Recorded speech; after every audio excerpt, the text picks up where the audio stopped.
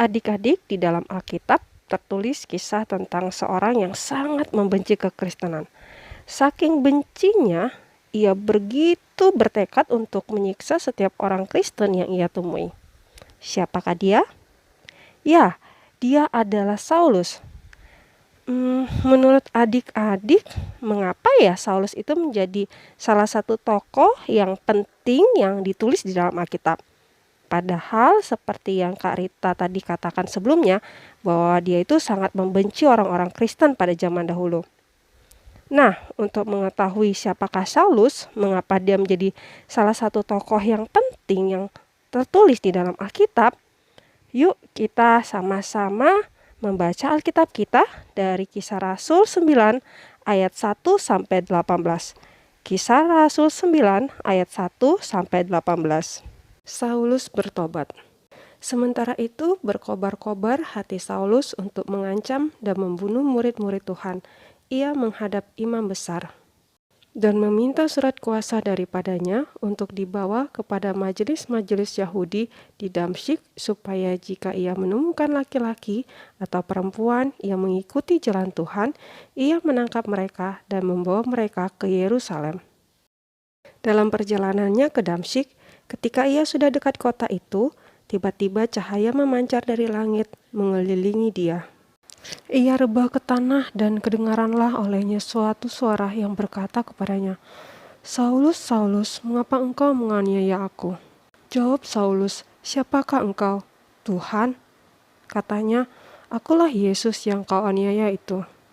Tetapi bangunlah dan pergilah ke dalam kota, di sana akan dikatakan kepadamu apa yang harus kau perbuat."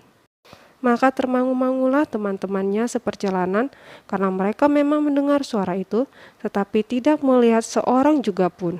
Saulus bangun dan berdiri, lalu membuka matanya, tetapi ia tidak dapat melihat apa-apa. Mereka harus menuntun dia masuk ke Damsyik. 3 hari lamanya ia tidak dapat melihat, dan 3 hari lamanya ia tidak makan dan minum. Di Damsyik ada seorang murid Tuhan bernama Ananias. Firman Tuhan kepadanya dalam satu penglihatan.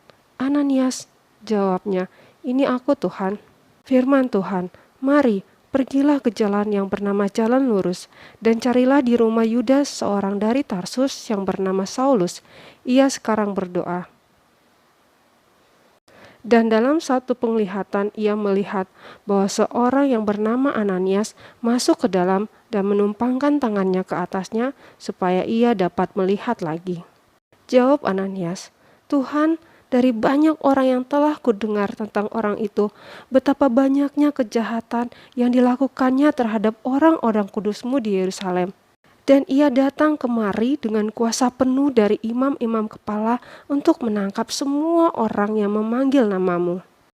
Tetapi firman Tuhan kepadanya, "Pergilah, sebab orang ini adalah alat pilihan bagiku untuk memberitakan namaku kepada bangsa-bangsa lain serta raja-raja dan orang-orang Israel. Aku sendiri akan menunjukkan kepadanya betapa banyak penderitaan yang harus ia tanggung oleh karena namaku." Lalu pergilah Ananias ke situ dan masuk ke rumah itu. Ia menumpangkan tangannya ke atas Saulus, katanya, "Saulus, saudaraku, Tuhan Yesus yang telah menampakkan diri kepadamu di jalan yang engkau lalui telah menyuruh aku kepadamu supaya engkau dapat melihat lagi dan penuh dengan Roh Kudus." Dan seketika itu juga seolah-olah selaput gugur dari matanya sehingga ia dapat melihat lagi. Ia bangun lalu dibaptis. Adik-adik, Saulus adalah seorang Yahudi. Ia berasal dari suku Benyamin. Dia memiliki kewarganegaraan Roma. Nah, adik-adik, Saulus itu lahir di Tarsus, kota yang terkemuka zaman itu, di daerah Kilikia. Nah, Tarsus itu terkenal sebagai kota perdagangan dan juga kota ilmu pengetahuan.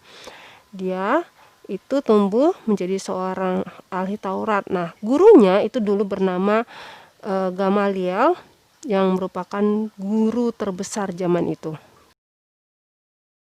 Adik-adik, Saulus sangat membenci orang-orang Kristen karena ajaran Kristen itu menentang iman Yahudi. Saulus selalu berusaha untuk mengancam dan juga membunuh murid-murid Tuhan. Ia bahkan memperoleh surat kuasa dari para imam untuk melakukannya.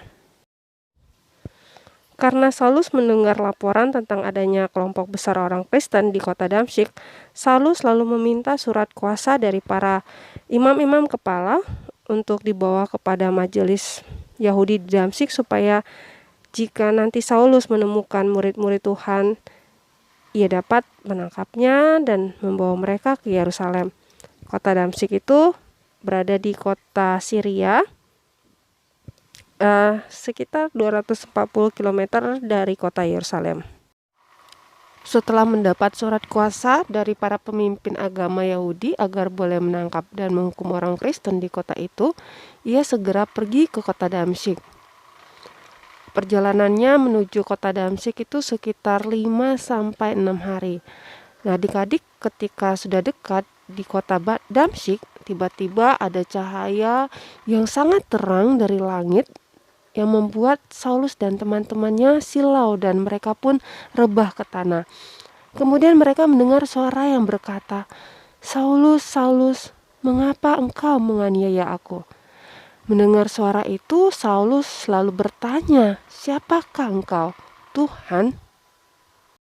Lalu suara itu menjawab, "Akulah Yesus yang kau aniaya itu." Mendengar itu, Saulus menjadi percaya kepada Tuhan Yesus sehingga ia bersedia mengikuti perintahnya untuk pergi ke kota Damsyik. Tapi saat ia bangun untuk berjalan, adik-adik, Saulus sadar kalau ia tidak dapat melihat sehingga teman-temannya membantu dan mengantarkan dia ke dalam kota Damsyik ke tempat yang Tuhan suruh, yaitu ke rumah Yudas yang berada di sebuah jalan yang bernama Jalan Lurus. Ada yang tahu di mana kota Damsyik? Kota Damsyik itu sekarang dikenal dengan nama Damaskus, ibu kota Suriah. Dan Jalan Lurus itu sampai sekarang Jalan Lurus itu masih ada, adik-adik. Setelah berada di Damsyik, Saulus berpuasa selama 3 hari lamanya. Kemudian Tuhan berfirman kepada Ananias, yaitu seorang murid Yesus di Damsyik, untuk menemui Saulus dan berdoa untuknya. Yang sudah pernah mendengar tentang Saulus sebenarnya takut sebab ia tahu rencana Saulus untuk menangkap orang-orang Kristen di Damsyik. Namun Tuhan berfirman kepada Ananias bahwa Saulus sudah bertobat dan akan dipakai Tuhan untuk memberitakan nama Tuhan kepada bangsa-bangsa lain. Ananias mengikuti perintah Tuhan dan menemui Saulus, sehingga setelah Ananias berdoa dan menumpangkan tangan ke atas Saulus, Saulus menjadi sembuh dan dapat melihat kembali. Kalau kita baca adik-adik di kisah selanjutnya dari Saulus, dikatakan Saulus menjadi pengikut Kristus yang setia. Dia rela menderita dan dibenci serta dihukum oleh teman-temannya bangsa Yahudi. Adik-adik, Saulus yang tadinya sangat membenci pengikut Kristus, yang biasa menangkap dan menyiksa, serta nggak ragu-ragu untuk membunuh murid-murid Kristus. Tapi sejak Saulus bertemu dengan Tuhan Yesus, adik-adik, mengenal Tuhan Yesus, akhirnya Saulus bertobat dan memilih untuk melakukan perintah Tuhan. Pertobatan Saulus membuat Saulus mendapatkan pengampunan dari Tuhan. Nah, adik-adik, inilah alasan mengapa Saulus itu menjadi salah satu tokoh penting yang ditulis di dalam Alkitab. Itu semua karena pertobatannya yang sungguh-sungguh di hadapan Tuhan. Tuhan mau kita belajar dari kisah hidup Saulus, walaupun dia pernah melakukan perbuatan jahat di hadapan Tuhan, tetapi ketika dia bertobat, adik-adik, dia sungguh-sungguh bertobat, dia akhirnya melakukan dengan setia segala perintah Tuhan. Bagaimana dengan kita adik-adik yang selalu bertemu dengan Tuhan Yesus dalam saat teduh kita?